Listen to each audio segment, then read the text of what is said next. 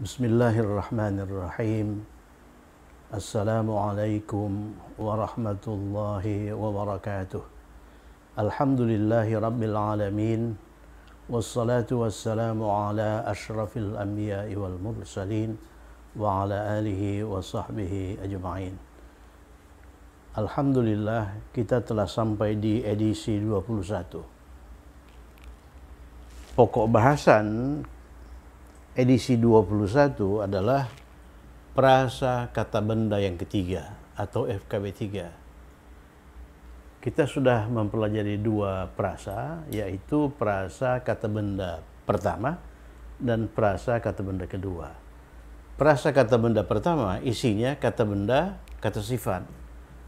Nah, prasa kata benda kedua isinya kata benda plus serangkaian kata sifat. Kata sifat pertama, kata sifat kedua, kata sifat ketiga, dan seterusnya. FKB 3 itu isinya dua kata benda. Oleh karena dua kata benda, yang pertama kita sebut kata benda pertama, yang kedua kita sebut kata benda kedua. Jadi FKB 3 itu sama dengan kata benda 1 plus kata benda 2. Yang berperan sebagai kata inti atau kata yang dijelaskan adalah kata benda 1. Kemudian yang berperan sebagai kata yang menjelaskan adalah kata benda 2. Jadi dalam hal ini kata benda 2 menjelaskan kata benda 1. Kalau FKB 1, kata sifat menjelaskan KB. FKB 2, rangkaian kata sifat menjelaskan KB. Nah, kalau FKB 3 ini, itu KB 2 itu menjelaskan KB 1. Nah, KB 1 ini disebut mudhaf. Istilah ini ya. KB 1 disebut mudhaf. Kalau KS itu KB disebut na'atun. Ya kan? Kata yang dijelaskan dalam FKB 1 maupun FKB 2 itu disebut na'atun. Kalau dalam FKB 3 kata yang dijelaskan, KB 1 ini disebut mudhaf. Kemudian kata yang menjelaskan, itu kata benda 2 disebut mudhafun ilaih. Hafalkan itu. Jadi mudhafun ilaih. Prasa kata benda yang konstruknya mudhafun ilaih itu sangat populer. Ya. Sama populernya atau bahkan lebih populer dari prasa kata benda yang konstruknya kata benda kata sifat. Kemudian FKB 3 itu dinamakan murakkab idhafiyun. Murakkabun idhafiyun. Kalau FKB 1 maupun FKB 2 itu dinamakan apa? Murakkabun wasfiyun. Wasfiyun. Nah, jadi konstruknya kalau murakkabun wasfiyun itu kata benda sebagai man'ut, kemudian kata sifat sebagai na'at. Kalau murakkabun idhafiyun, konstruknya kata benda 1 plus kata benda 2. Kata benda 1 sebagai mudhaf, kata benda 2 sebagai mudhafun ilaih. Ada syarat yang harus dipenuhi oleh FKB 3, sebagaimana ada syarat yang harus dipenuhi oleh FKB 1 maupun FKB 2. Syarat yang dipenuhi oleh FKB 1 adalah kata sifat itu harus selaras dengan kata benda, atau rangkaian kata sifat dalam FKB 2 harus selaras dengan kata benda. Di situ berlaku hukum keselarasan. Tapi dalam FKB 3 ini tidak demikian, ya. Tidak demikian. Nah, coba kita lihat. Syarat yang harus dipenuhi oleh FKB 3 adalah KB 1 atau mudhaf tidak boleh bertanwin dan tidak boleh pula beralif lam. Jadi KB 1 ini tidak boleh bertanwin. Di sini nggak ada tanwin dan di sini tidak ada alif lam. Itu syaratnya. Kemudian KB 2 harus majrur. Jadi KB 2 harus majrur. KB 1 tidak boleh bertanwin, tidak boleh beralif lam, sedangkan KB 2 harus majrur. Kalau FKB 1 KB plus KS, syaratnya KS itu harus selaras dengan kata benda. Di sini tidak begitu. KB 1 tidak boleh bertanwin dan tidak boleh pula beralif lam. Kemudian KB2 harus majrur. Ini KB2 ini harus majrur. Nah, kemudian ada lagi yang perlu dicatat mengenai KB2. KB2 yang harus majrur ini, KB2 ini boleh bertanwin, boleh beralif lam. Yang tidak boleh bertanwin dan tidak boleh beralif lam itu KB1. Kalau KB2 boleh bertanwin atau beralif lam. Jadi kalau dia sudah bertanwin tidak beralif lam, kalau dia beralif lam tidak bertanwin. Itu ya. Jadi kalau KB2 itu bertanwin dan memang boleh begitu, maka KB1 apa itu? KB1 mudhaf kata inti itu nakirah. Jadi kalau KB2 itu bertanwin, KB1 itu nakirah. Kalau KB1 nakirah, KB1 itu kan kata inti FKB3, maka FKB3 secara keseluruhan itu nakirah. Kemudian FKB3 secara keseluruhan diterjemahkan seorang, sebuah, seekor, dan sebagainya. Kalau KB2 beralif lam, kalau KB2 ini beralif lam ini, maka KB1 jadi ma'rifah. KB1 jadi ma'rifah. Nah, kalau KB1 ma'rifah, maka FKB3 secara keseluruhan ma'rifah. Dengan demikian FKB3 diterjemahkan itu atau tersebut. Nah, jadi jangan lihat tanwin di sini, di kata inti ya nih. Ini kata inti lah. Jangan lihat tanwin, nggak pernah ada tanwin di sini, memang nggak boleh. Jangan lihat alif lam, tidak boleh ada alif lam di sini. Ya, untuk menentukan apakah FKB3 ini ma'rifah atau nakirah, lihat kata benda dua. Kalau kata benda dua beralif lam, maka FKB3 secara keseluruhan itu ma'rifah. Kalau KB2 bertanwin, maka FKB3 secara keseluruhan itu nakirah. Nah, perhatikan. Jadi muatan matematis dari FKB3 ini sangat kental ya. Nah, jadi ini sekaligus mencerdaskan.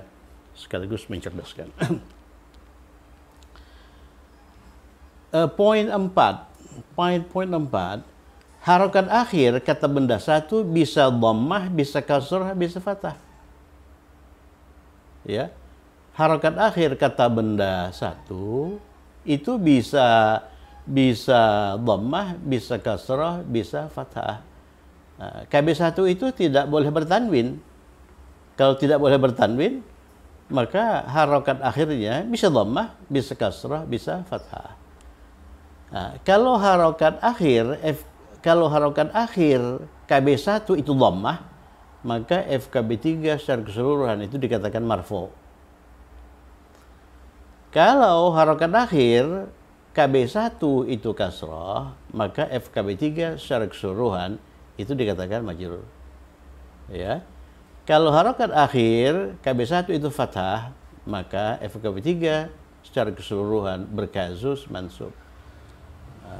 Jadi kita lihat di sini yang diaplikasikan itu konsep marfu, mansub, majrur, konsep nakirah, ma'rifah, konsep tanwin, alif lam. Itu sebabnya mengapa kita menghabiskan cukup banyak waktu untuk mencoba memahami itu.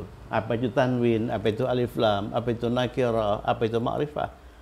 Oleh karena pada waktunya dia akan dipakaikan dalam pelajaran-pelajaran setelahnya, terutama ini dalam prasakata benda tiga. Ya. Untuk lebih jelas, mari kita bandingkan antara FKB1 dan FKB2 ya. Ingat FKB1 itu kombinasi KB plus KS, dan FKB2. Kalau ini FKB3 ya. Ini bukan FKB2, FKB3. FKB3. Nih, FKB3. Mari kita bandingkan FKB1 dan FKB3. Masih ingat FKB1? Nah, sekarang mari kita lihat contoh FKB1. Sebuah pintu besar. Jadi sebuah pintu besar. Jadi kata intinya itu pintu, ya kan? Kemudian setelah pintu ada kata sifat. Jadi kata sifat besar itu menjelaskan pintu. Sebuah itu menjelaskan pintu. Pintu itu bagaimana? Oh, pintu itu sebuah. Oleh karena pintu itu bertanwin, ya kan? Oleh karena dia sebuah, pintu itu bertanwin. Nih. Kemudian besar itu menjelaskan pintu. Menjelaskan pintu. Oleh karena itu, berdasarkan hukum keselarasan, kata sifat besar itu harus selaras dengan kata benda pintu.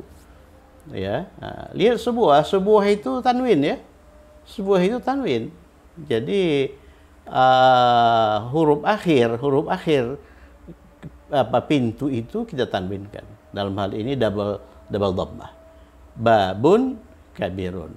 Artinya sebuah pintu besar. Bandingkan dengan FKB 3. Ini sebuah pintu rumah. Jadi bukan pintu besar, tapi pintu rumah. Yang menjelaskan pintu bukan kata sifat. Seperti ini kata sifat menjelaskan pintu. Di sini pintu dijelaskan oleh rumah. Pintu apa? Pintu rumah. Bukan pintu masjid, bukan pintu gudang, bukan pintu sekolah, tetapi pintu rumah. Jadi rumah ini menjelaskan pintu, sedangkan rumah itu kata benda. Ini kata benda.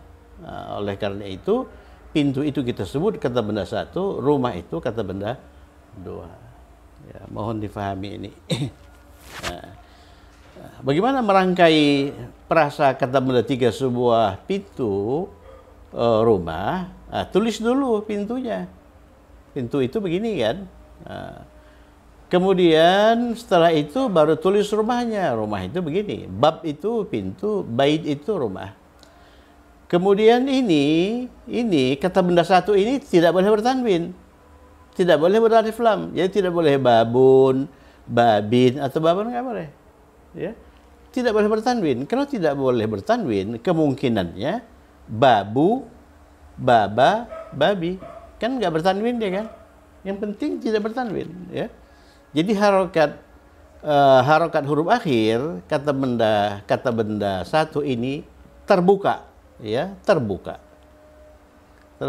Jadi bisa fathah, bisa dhammah, bisa kasrah. Nah, kemudian kata benda 2, rumah ini, rumah. Kita lihat sebuah, kalau sebuah ini bertanwin dan dia harus majrur. Jadi kata benda 2 harus majrur. Harus majrur. Jadi tidak boleh baitun atau baitan.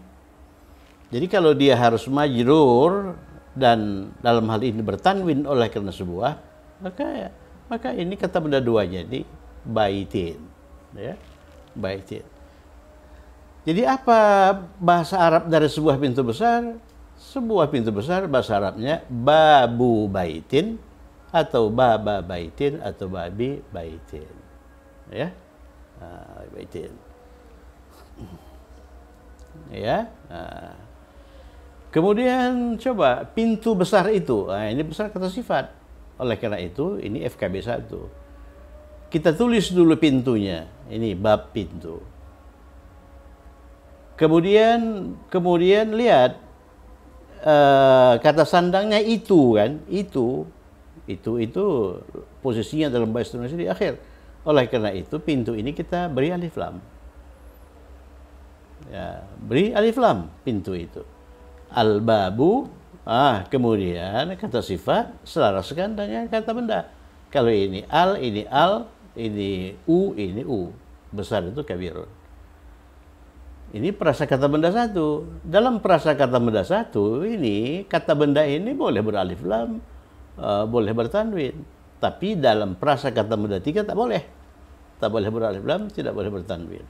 Dan ini, na'tun ini, kata yang menjelaskan pintu ini, itu selaras dengan ini. Kalau ini u, kalau ini i. Ya, nah, seperti ini. Ini un. Kalau ini babin, ini kabirin. Kalau ini baban, ini kabiron. Tapi dalam FKB 3, maksudnya, jika yang menjelaskan kata benda itu kata benda juga, yang menjelaskan pintu itu rumah. Pintu apa? Pintu rumah. Kalau di sini pintu apa? Pintu besar, kata sifat. Kalau di sini pintu rumah. Maka rumah ini kata benda dua ini harus majrur. Coba lihat kata sandangnya itu kan? Itu berarti yang diberi alif lam apa? Yang diberi alif lam itu kata benda dua. Ini agak aneh nih. Bukan kata benda satu. Oleh karena kata benda satu itu tidak boleh bertanwin dan tidak boleh beralif lam. Ya, ini banyak muncul. Nanti kita lihat. Ini banyak muncul dalam Al-Quran, di bacaan. Ini banyak muncul ini. Perasa kata benda tiga ini. Ya. Jadi pintu rumah itu bahasa Arabnya babul baiti. Ya, babul baiti. Di situ nggak ada kata sifat. Ya, di situ ada dua kata benda. Babul baiti. Ya. Kalau sebuah pintu rumah babu baitin, babu baitin. Babu baitin. Babu baitin. Begitu kan? Babu baitin. Ini pertama kali muncul dalam seri pelajaran kita ya, dia muncul di edisi 21. Ke depan nah ini akan banyak dimunculkan oleh karena sudah dipelajari di edisi 21. Mari kita kerjakan latihan ini. Identifikasi dan terjemahkan. Identifikasi, terjemahkan. Sebuah kunci pintu. Sebuah kunci pintu. Jadi perasa ini terdiri dari tiga kata. Sebuah itu tanwin, ya. Sebuah itu tanwin. Kunci itu kata benda. Kunci itu kata benda. Kunci itu kata benda. Kata benda. Pintu itu kata benda. Jadi berarti ini kata benda satu, ini kata benda dua. Bagaimana kita menerjemahkan perasa itu? Ya, seperti halnya dalam FKB 1, sebutkan dulu kata intinya. Kata intinya. Kalau FKB 1 sebutkan man'utnya. Kalau di sini sebutkan apa itu? Mudhafnya. Mudhaf. Kata inti itu mudhaf ya. Jadi kata benda satu itu kata inti mudhaf. Apa itu? Kunci. Kunci itu miftah. Kunci itu miftah. Ini miftah. Jadi huruf akhir kita kosongkan dulu harokatnya. Miftah. Kemudian pintu. Pintu itu apa? Bab. Pintu itu bab. Huruf akhir kita kosongkan dulu harokatnya. Nah, sekarang coba lihat. Sebuah berarti tanwin ya. Sebuah berarti tanwin. Mana yang diberi tanwin? Mana yang diberi tanwin? Ini atau ini? Kata benda satu atau kata benda dua? Ingat, kata benda satu tidak boleh bertanwin. Tidak boleh bertanwin. Jadi ini tidak bisa diberi tanwin. Yang diberi tanwin itu kata benda dua. Oleh karena kata benda dua, coba lihat ini poin 3, boleh bertanwin. Jadi yang kita beri tanwin itu kata benda dua. Apa jenis tanwinnya? Babun, baban, atau babin? Kata benda dua. Coba lihat kata benda dua. Kata benda dua itu syarat, mana syarat? Nah ini kata benda dua harus majrur. Berarti ini babin. Babin. Kemudian apa harakat huruf akhir dari kata benda satu? Harakat huruf akhirnya bisa dhammah, ya kan? Bisa dhammah, bisa fathah, bisa kasrah.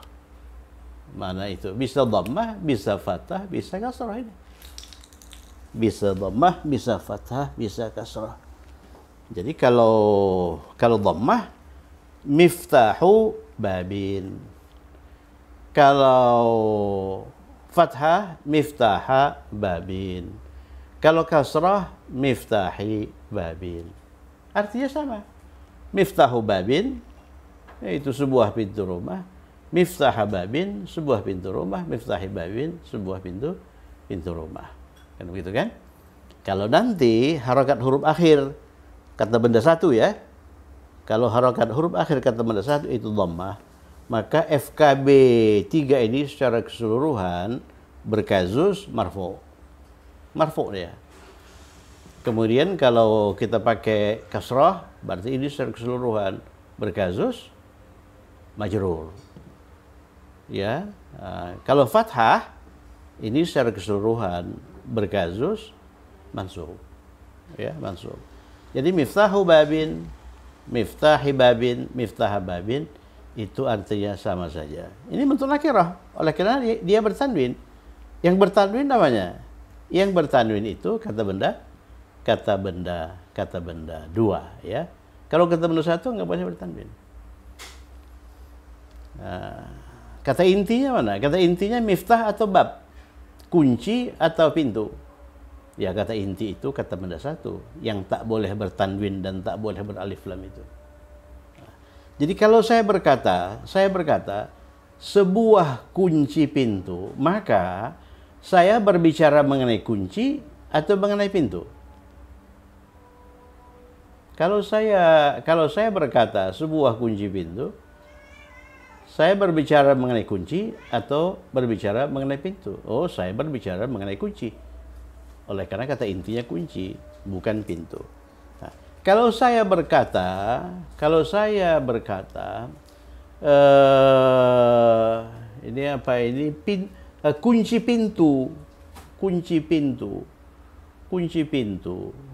pintu, maka saya berbicara mengenai kunci bukan pintu.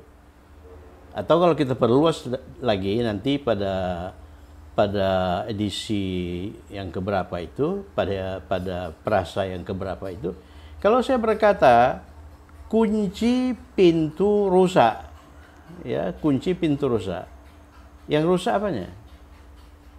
Yang rusak apanya? Mungkin kunci, mungkin pintu, ya. Oke, nanti kita lihat. Jadi kunci pintu itu, apa bahasa Arabnya kunci pintu itu? Tulis dulu kunci. Kunci itu miftah. Huruf akhir kita kosongkan harokatnya. Nah, ini miftah. Begitu sampai ke huruf akhir, ini kita kosongkan. Miftah. Kemudian pintu itu apa? Pintu itu bab. Bab. Huruf akhir kita kosongkan. Kemudian kata sandangnya itu. Kalau kata sandangnya itu dia apa? Dia bertanwin atau beralif lam? Beralif lam. Kalau kata sandangnya sebuah, dia bertanwin. Kalau kata sandang itu dia beralif lam. Apa yang beralif lam? Miftah atau bab? Ya, bab. Kata benda dua. Kata benda satu tidak boleh bertanwin, tidak boleh beralif lam. Nah, jadi ini kita kasih alif lam. Nah, kemudian apa harokat ini? Apa harokat akhir kata benda dua? Majrur. Majrur itu kasrah. Ini kasrah. Single kasrah, oleh karena dia beralif lam, ya. Beralif lam. Nah, sudah selesai. Ini yang masih kosong ini, apa harokatnya? Harokatnya itu bisa dhammah, bisa fathah, bisa kasrah. Nah, jadi kunci pintu itu bahasa Arabnya apa? Miftahul babi atau miftahil babi atau miftahul babi. Kunci sorga.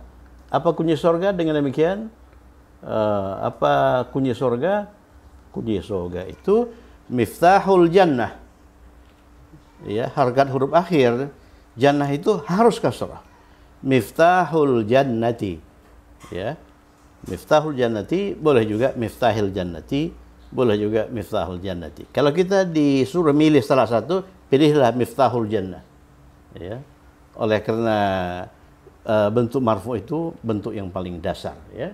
Nah, jadi kalau ditanya kunci pintu itu syaratnya apa? Jawab saja, gunakan saja ini yang dhammah, miftahul babi. Kunci surga miftahul jannati.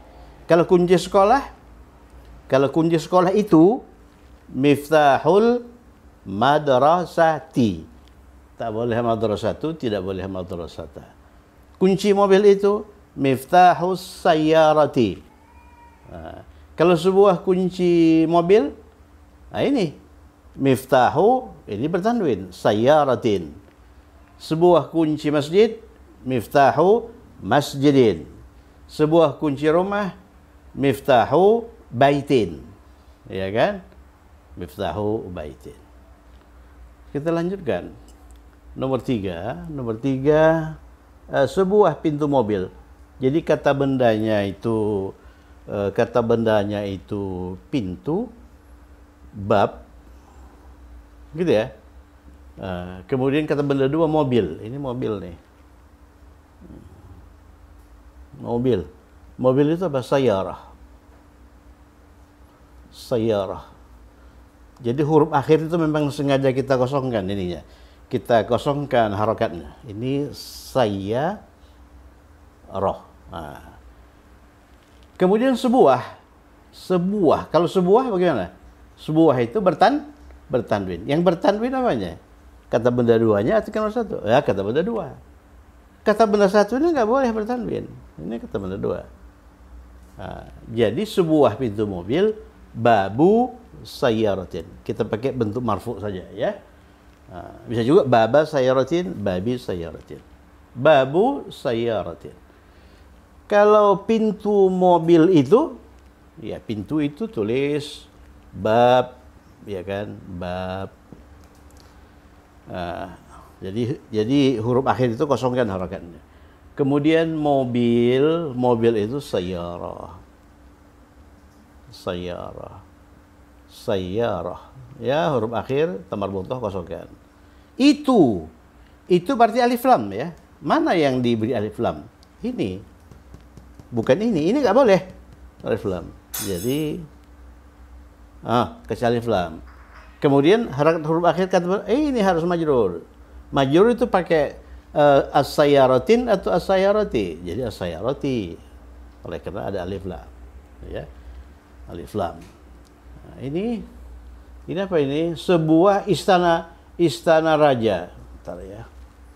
Sebuah istana raja. Saya hapus dulu. Sebuah istana raja.